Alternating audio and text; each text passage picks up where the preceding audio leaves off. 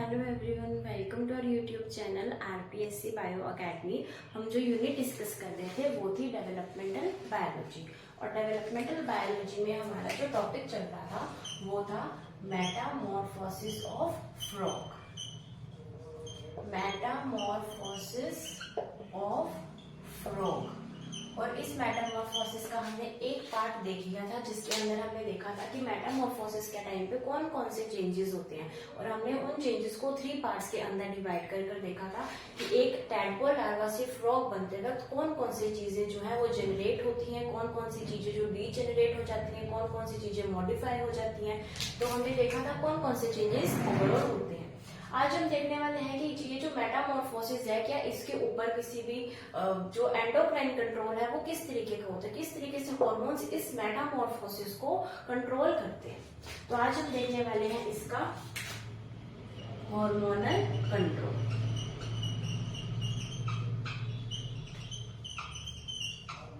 Hormonal control की अगर हम बात करें तो ये जो हार्मोनल कंट्रोल है मेटामॉर्फोसिस ऑफ फ्रॉग का, ये 3 हार्मोन्स की तरह से होता है। तो फर्स्ट हार्मोन यहाँ पर वर्क करता है थायरॉक्सिन हार्मोन। फर्स्ट हार्मोन है थायरॉक्सिन हार्मोन, जिसे हम क्या बोलते हैं T4। ठीक है। सेकेंड हार्मोन है T3 hormone, try iodothyronine. Try iodothyronine, इसे क्या बोलेंगे टेट्रा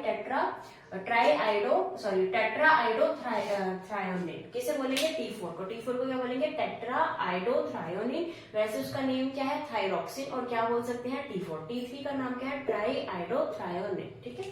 उसके अलावा जो थर्ड हार्मोन यहाँ पर वर्क करता है वो करता है प्रोलैक्टिन। थर्ड हार्मोन कौन सा है, प्रोलैक्टिन हार्मोन है। अभी इन सब हार्मोन्स के बारे में हमने जब एंडोक्राइन सिस्टम पढ़ा था तब हम इन तीनों हार्मोन्स के बारे में पढ़ चुके हैं कि कौन से हार्मोन्स कहाँ से रिलीज किए जाते हैं। तो एक हम ओवरव्यू ले लेते हैं कि जो प्रोलैक्टिन हार्मोन है, ये प्रोलैक्टिन हार्मोन जो है पिट्यूटरी ग्लैंड के द्वारा रिलीज किया जाता है। पिट्यूटरी ग्लैंड के द्वारा रिलीज किया जाता है कौन सा हार्मोन, प्रोलैक्टिन हार्मोन। और अगर हम ह्यूमन बींग्स की बात करें तो प्रोलैक्टिन हार्मोन का क्या काम है, प्रोलैक्टिन हार्मोन का काम है development of mammary glands, memory gland का डेवलपमेंट करना। उसके अलावा मिल्क सिक्रेशन के अंदर भी ये हेल्प करता है। तो मिल्क सिक्रेशन में भी हेल्प करता है और मेमोरी ग्लैंड के डेवलपमेंट में भी हेल्प करता है, मिल्क की सिंथेसिस में भी हेल्प करता है। तो ये कौन से किसके काम हो गए, प्रोलैक्टिन हार्मोन के। किसके अंदर, हमारी बॉडी के अंदर। सिक्रेट किसके द्वारा किया जाता है, पिट्यूटरी ग्लैंड के द्वारा प्रोलैक्टिन हार्मोन सिक्रेट किया जाता है। और पिट्यूटरी ग्लैंड को ये हार्मोन सिक्रेट करने के लिए सिग्नल्स कौन देता है, हाइपोथैलेमस देता है। तो हाइपोथैलेमस एंटीरियर पिट्यूटरी ग्लैंड के पास जाता है और एंटीरियर पिट्यूटरी ग्लैंड से प्रोलैक्टिन को रिलीज करने के लिए सिग्नल भेजता है। और हाइपोथैलेमस क्या रिलीज करता है, प्रोलैक्टिन रिलीजिंग हार्मोन। तो ये क्या रिलीज करेगा, प्रोलैक्टिन रिलीजिंग हार्मोन। किसके पास, पिट्यूटरी ग्लैंड के पास। और जो पिट्यूटरी ग्लैंड है वो प्रोलैक्टिन हार्मोन को रिलीज कर देगी। ठीक है। तो ये काम था प्रोलैक्टिन का हमारे अंदर। लेकिन फ्रॉग के मेटामॉर्फोसिस में इसका वर्क अलग है, वो हम अभी डिस्कस करते हैं। उसके बाद T3 and T4 hormone, thyroxine and T3 hormone, ये दोनों हार्मोन कौन रिलीज करता है, ये दोनों हार्मोन रिलीज करते हैं थायराइड ग्लैंड। तो थायराइड ग्लैंड के द्वारा थायरॉक्सिन एंड ट्राई आइडोथ्रायोनिन जो है वो रिलीज किया जाता है।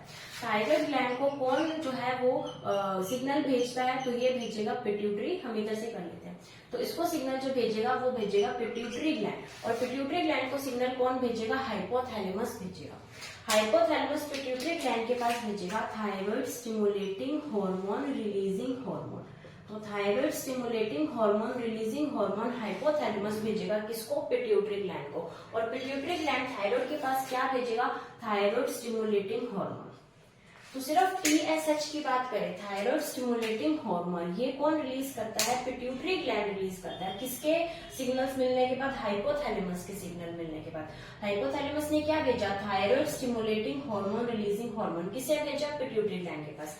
पिट्यूटरी ग्लैंड ने थायराइड स्टिमुलेटिंग हार्मोन भेजा किसके पास, थायराइड के पास। अब थायराइड ने कौन कौन से 2 हार्मोन रिलीज किए, thyroxine hormone and triiodothyronine release किए। और जो पिट्यूटरी ग्लैंड है, इस पिट्यूटरी ग्लैंड ने प्रोलैक्टिन हार्मोन भी रिलीज किया। किया। कब रिलीज किया? जब इसके पास प्रोलैक्टिन रिलीजिंग हार्मोन का सिग्नल आया। किसने भेजा? हाइपोथैलेमस ने। यानी यहाँ पर मेन जो वर्क है वो कौन कर रहा है? हाइपोथैलेमस का मेन वर्क है। और अगर हम बात करें कि मेटामॉर्फोसिस में सबसे ज्यादा वर्क किसका है, तो सबसे ज्यादा अगर कोई इंपॉर्टेंट है तो वो कौन सा हार्मोन है? Thyroxine hormone. इसी के अंदर ही क्या पाया जाता है? आयोडीन पाया जाता है। इन दोनों के अंदर यहाँ पर आ गया ना आयोडीन। हम कहते हैं कि मेटामॉर्फोसिस में आयोडीन जो है, आयोडीन बहुत काम का है। आयोडीन से ही मेटामॉर्फोसिस हो सकता है, वो इसी वजह से हो सकता है क्योंकि इसके अंदर भी आयोडीन होता है, इसके अंदर भी आयोडीन होता है।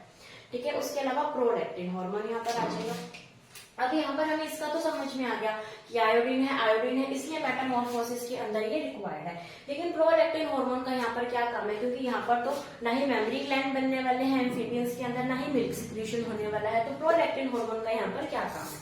तो जो प्रोलैक्टिन हार्मोन है, इस प्रोलैक्टिन हार्मोन को यहाँ पर बोला जाता है वाटर ड्राइव हार्मोन। क्या बोला जाता है? वाटर ड्राइव हार्मोन कहा जाता है। जब हम मेटामॉर्फोसिस पढ़ते हैं तब कहा जाता है। इसे वाटर ड्राइव हार्मोन क्यों कहा जाता है? इसको इसलिए कहा जाता है क्योंकि जो प्रोलैक्टिन है, प्रोलैक्टिन का क्या काम है?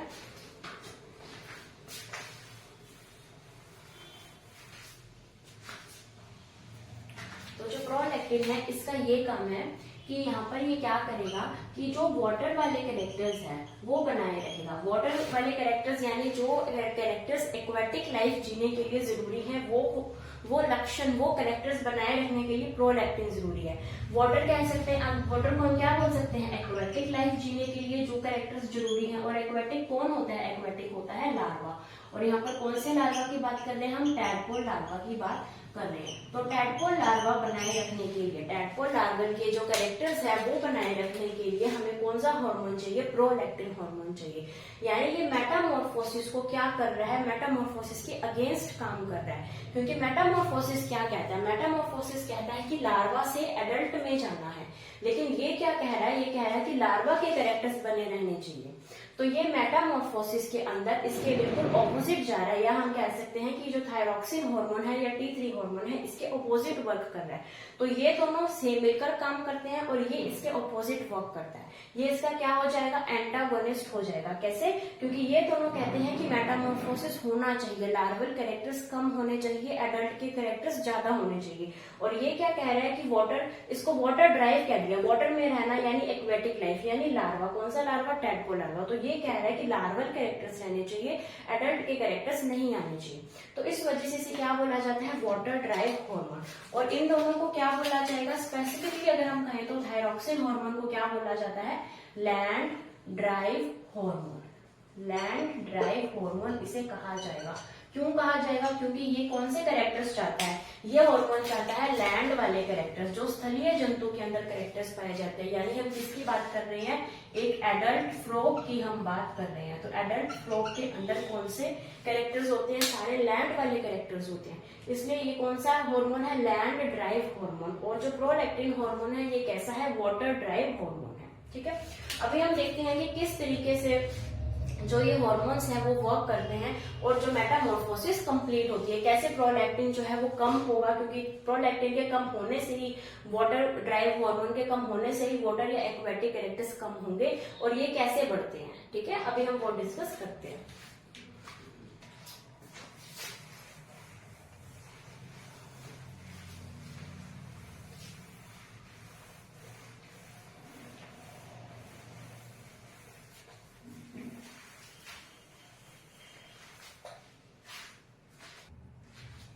अब हम मेटामॉर्फोसिस को 3 पार्ट्स में डिवाइड करके पढ़ते हैं। पहला पार्ट आएगा प्री मेटामॉर्फोसिस। प्री मेटामॉर्फोसिस यानी मेटामॉर्फोसिस होने से पहले की क्या कंडीशंस है हम वो डिस्कस करने वाले हैं। सेकेंड इसका पार्ट आएगा प्रो मेटामॉर्फोसिस, यानी यहाँ पर क्या हो जाएगा? यहाँ पर मॉर्फोसिस स्टार्ट हो जाएगा, तो प्रो मेटामॉर्फोसिस। और जो थर्ड पार्ट आएगा वो आएगा मेटामॉर्फोसिस कॉम्प्लेक्स, यानी मेटामॉर्फोसिस का यहाँ पर क्या हो चुका है? कंप्लीशन हो चुका है, एक कॉम्प्लेक्स वाली स्ट्रक्चर आ चुकी, sorry climax, Metamorphosis climax, climax वाली स्ट्रक्चर आ चुकी है। और यहाँ पर मेटामॉर्फोसिस क्या हो चुका है? यहाँ पर मेटामॉर्फोसिस कंप्लीट हो जाएगा। तो यहाँ पर मेटामॉर्फोसिस होने से पहले मेटामॉर्फोसिस की स्टार्टिंग एंड मेटामॉर्फोसिस यहाँ पर खत्म हो जाएगा। ठीक है, तो हमने इसको 3 पार्ट्स के अंदर डिवाइड किया। सबसे पहले देखते हैं प्री मेटामॉर्फोसिस। तो प्री मेटामॉर्फोसिस में क्या होता है, तो सबसे पहले प्री मेटामॉर्फोसिस में हमारे पास होगा पिट्यूटरी ग्लैंड। ये जो पिट्यूटरी ग्लैंड है, ये पिट्यूटरी ग्लैंड जो है यहाँ पर रिलीज करेगा, क्या रिलीज करेगा, prolactin releasing hormone. Prolactin releasing hormone कह सकते हैं, या सिर्फ हम सीधा ही कह सकते हैं ये क्या रिलीज करेगा, प्रोलैक्टिन रिलीज करेगा। क्योंकि प्रोलैक्टिन रिलीजिंग हार्मोन हमने भी पढ़ा था, वो हाइपोथैलेमस रिलीज करता है। तो जो पिट्यूटरी ग्लैंड है वो क्या रिलीज करेगा, वो रिलीज करेगा प्रोलैक्टिन हार्मोन। और प्रोलैक्टिन हार्मोन क्या करेगा, ये लार्वल कैरेक्टर्स को बनाकर रखेगा, यानी ये लार्वा जो है उसको बनाकर रखेगा। यहाँ पर ये मेटामॉर्फोसिस होने नहीं देगा। कौन होने नहीं देगा, ये प्रोलैक्टिन जो है ये होने नहीं देगा। तो क्या यहाँ पर जो है T3 एंड T4 हार्मोन्स जो है क्या वो रिलीज नहीं होंगे, तो T3 एंड T4 हार्मोन्स भी रिलीज होंगे। तो यहाँ पर हमारे पास T3 एंड T4 हार्मोन्स भी रिलीज होंगे, लेकिन ये T3 और T4 हार्मोन्स जो है उनका वर्क या फंक्शन नहीं कर पाएंगे। क्यों, क्योंकि जो प्रोलैक्टिन हार्मोन है वो यहाँ पर T3 एंड T4 हार्मोन्स को क्या कर देंगे, उनको उतना इफेक्ट नहीं डालने देंगे जितना कि प्रोलैक्टिन हार्मोन इफेक्ट डाल रहा है। यानी हम ये कह सकते हैं कि प्रोलैक्टिन हार्मोन की अमाउंट तो ज्यादा है और T3 TH की अमाउंट बहुत कम है। तो इन दोनों में से इफेक्टिव कौन हो गया, अगर ये थोड़े बंदे हैं ये ज्यादा बंदे हैं, इन दोनों के अंदर लड़ाई हो जाए तो इफेक्टिव कौन बनेगा, प्रोलैक्टिन इफेक्टिव बनेगा। तो प्रोलैक्टिन अपने ही फंक्शंस, अपने ही कैरेक्टर्स को शो करवाएगा। यहाँ पर लार्वल के कैरेक्टर्स ही शो होंगे कब, जब प्री मेटामॉर्फोसिस हो रहा होता है। ठीक है, तो पिट्यूटरी ग्लैंड से प्रोलैक्टिन जो है वो रिलीज किया जाएगा और लार्वल की फॉर्म यहाँ पर रहेगी ही रहेगी। उसके बाद चलते हैं प्रोमेटामॉर्फोसिस की तरफ। प्रोमेटामॉर्फोसिस में क्या होता है, प्रोमेटामॉर्फोसिस में हमारे सामने आएगा सबसे पहले हाइपोथैलेमस। तो यहाँ पर हाइपोथैलेमस ने फंक्शन करना स्टार्ट किया। अब हाइपोथैलेमस क्या रिलीज करेगा, हाइपोथैलेमस ने यहाँ पर रिलीज किया thyroid stimulating hormone releasing hormone. Thyroid stimulating hormone releasing hormone release करने के बाद ये जाता है पिट्यूटरी ग्लैंड के पास। अब ये जो पिट्यूटरी ग्लैंड है, ये पिट्यूटरी ग्लैंड क्या रिलीज करेगा, ये पिट्यूटरी ग्लैंड जाएगा थायराइड ग्लैंड के पास। तो ये गया थायराइड ग्लैंड के पास और थायराइड ग्लैंड ने क्या रिलीज किया, थायराइड ग्लैंड ने रिलीज किए T3 hormone and T4 hormone. T3 and T4 hormone किसने किए, थायराइड ग्लैंड ने रिलीज किए। तो यहाँ पर कौन सा हार्मोन रिलीज हुआ, थायराइड स्टिमुलेटिंग हार्मोन रिलीज हुआ। किसने रिलीज किया, पिट्यूटरी ग्लैंड ने रिलीज किया थायराइड स्टिमुलेटिंग हार्मोन, जो कि थायराइड ग्लैंड के पास गया और इसने T3 एंड T4 रिलीज किए। लेकिन यहाँ पर प्रोलैक्टिन का क्या हुआ, तो यहाँ पर ये हुआ कि ये जो हाइपोथैलेमस है इसने एक हार्मोन और रिलीज किया और उस हार्मोन का नाम है प्रोलैक्टिन इनहिबिटरी हार्मोन या फिर प्रोलैक्टिन इनहिबिटरी फैक्टर। तो प्रोलैक्टिन इनहिबिटरी फैक्टर या प्रोलैक्टिन इनहिबिटरी हार्मोन, तो ये हार्मोन किसके पास जाएगा, इस पिट्यूटरी ग्लैंड के पास जाएगा। और ये पिट्यूटरी ग्लैंड क्या करेगा, ये पिट्यूटरी ग्लैंड प्रोलैक्टिन जो है इस प्रोलैक्टिन को यहाँ पर रिलीज नहीं होने देगा या उसकी अमाउंट इतनी कम कर देगा जिसकी वजह से प्रोलैक्टिन के ऊपर इस बार कौन हावी हो जाएगा, ये T3 एंड T4 हावी हो जाएंगे और यहाँ पर मेटामॉर्फोसिस स्टार्ट हो जाएगा, इनिशिएट हो जाएगा। तो मेटामॉर्फोसिस को स्टार्ट करने के लिए क्या चीज चाहिए, मेटामॉर्फोसिस को स्टार्ट करने के लिए हमारे पास T3 एंड T4 की अमाउंट प्रोलैक्टिन हार्मोन से ज्यादा चाहिए। और ये प्रोलैक्टिन की हार्मोन की जो अमाउंट है वो कम कौन कर रहा है, prolactin inhibitory hormone, prolactin inhibitory factor, जो कौन रिलीज कर रहा है, ये हाइपोथैलेमस रिलीज कर रहा है। तो इस वजह से क्या हो जाएगा कि T3 एंड T4 की अमाउंट यहाँ पर बढ़ जाएगी और मेटामॉर्फोसिस स्टार्ट हो जाएगा। उसके बाद चलते हैं मेटामॉर्फोसिस क्लाइमैक्स में क्या चीजें होती हैं। अब यहाँ पर ये चीज बिल्कुल इसी तरीके से चलती रही, हाइपोथैलेमस था, हाइपोथैलेमस रिलीज करता गया और हाइपोथैलेमस ने क्या रिलीज किया, TSH, RH, PIH, यानी thyroid stimulating hormone releasing hormone, prolactin inhibitory hormone या प्रोलैक्टिन इनहिबिटरी फैक्टर। और ये किसके पास गए, ये गए पिट्यूटरी ग्लैंड के पास। सेम वही चीज हो रही है, ये किसके पास जाएंगे, पिट्यूटरी ग्लैंड के पास, और पिट्यूटरी ग्लैंड से किसके पास जाएंगे, थायराइड ग्लैंड के पास। और थायराइड ग्लैंड जो है ये क्या रिलीज करेगी, ये रिलीज करेगी T3 एंड T4 हॉर्मोन्स। तो T3 एंड T4 हॉर्मोन्स यहाँ पर सेम इसी के तरीके से रिलीज होते रहेंगे। अब T3 एंड T4 हार्मोन की अमाउंट क्या है, धीरे धीरे बढ़ती जाएगी, प्रोलैक्टिन की अमाउंट धीरे धीरे घटती जाएगी। अब T3 एंड T4 की अमाउंट बहुत ज्यादा हो गई है और इतनी इनफ अमाउंट हो गई है कि अब क्या हो सकता है, मेटामॉर्फोसिस हो सकता है। मेटामॉर्फोसिस होने के लिए जितना आयोडीन चाहिए, जितना थायरोक्सिन चाहिए, उतना इसके ब्लड स्ट्रीम के अंदर है, लेकिन अब इसको इस T3 एंड T4 की अमाउंट को कम करना है। तो यही जो T3 T4 है, जिनकी अमाउंट को कम करना है, यही हार्मोन क्या करेंगे, यही हार्मोन नेगेटिव फीडबैक लेना स्टार्ट कर देंगे इस हाइपोथैलेमस को। तो नेगेटिव फीडबैक यानी ये खुद ही हाइपोथैलेमस को सिग्नल देने लग जाएंगे कि ब्लड के अंदर T3 एंड T4 हार्मोन अभी इनफ अमाउंट में है, अभी हमारे पास सफिशिएंट अमाउंट में है, तो अभी हमें और T3 एंड T4 की जरूरत नहीं है। तो यही T3 T4 जो है अपने आप को कम करने के लिए सिग्नल किसको भेजेंगे, हाइपोथैलेमस को भेजेंगे, और इसे क्या बोला जाता है, नेगेटिव फीडबैक कहा जाता है। क्या कहा जाता है, नेगेटिव फीडबैक कहा जाता है। अब ये जो नेगेटिव फीडबैक है ये हाइपोथैलेमस के पास गया और यही नेगेटिव फीडबैक किसके पास जाएगा, थायराइड ग्लैंड के पास। तो थायराइड ग्लैंड भी T3 T4 को बनाना कम करेगी, क्योंकि मेटामॉर्फोसिस होने के लिए इनफ हमारे पास जो भी सामान चाहिए, जो भी हमें मटेरियल चाहिए, वो हमें इनफ अमाउंट में मिल चुका है। तो अब ये इन सब चीजों को कम करने के लिए वर्क भी कौन करेगा, T3 T4 हार्मोन ही वर्क करेंगे। तो ये हमने देखा कि जब मेटामॉर्फोसिस होता है फ्रोग का, तो कौन कौन से पार्ट यहाँ पर लेते हैं, यहाँ पर काम में आते हैं। तो पहले क्या आएगा, पिट्यूटरी ग्लैंड। सबसे पहले पिट्यूटरी ग्लैंड क्या रिलीज करता है, प्रोलैक्टिन हार्मोन को रिलीज करता है। तो प्रोलैक्टिन हार्मोन के रिलीज होने से लार्वा के कैरेक्टर्स बने रहते हैं और T3 T4 हार्मोन की अमाउंट बहुत ज्यादा कम है और प्रोलैक्टिन की बहुत ज्यादा कम है। तो शक्तिशाली कौन हो जाएगा, प्रोलैक्टिन हार्मोन। प्रो मेटामॉर्फोसिस में इसका बिल्कुल उल्टा हो जाएगा, क्योंकि यहाँ पर कौन आ गया, prolactin inhibitory hormone, prolactin inhibitory factor.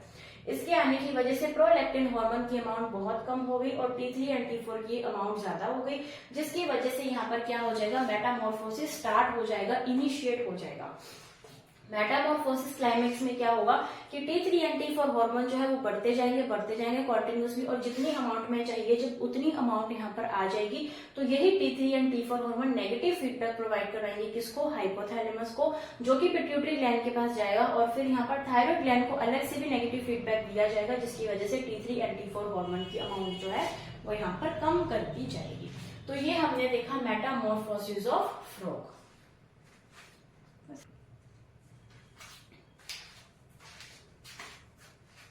तो इसी के साथ ही हमारा जो मेटामॉर्फोसिस ऑफ फ्रॉग है वो फिनिश होता है। अब हम नेक्स्ट लेक्चर के अंदर पढ़ेंगे एक्स्ट्रा एम्ब्रियोनिक मेम्ब्रेन्स इन चिक।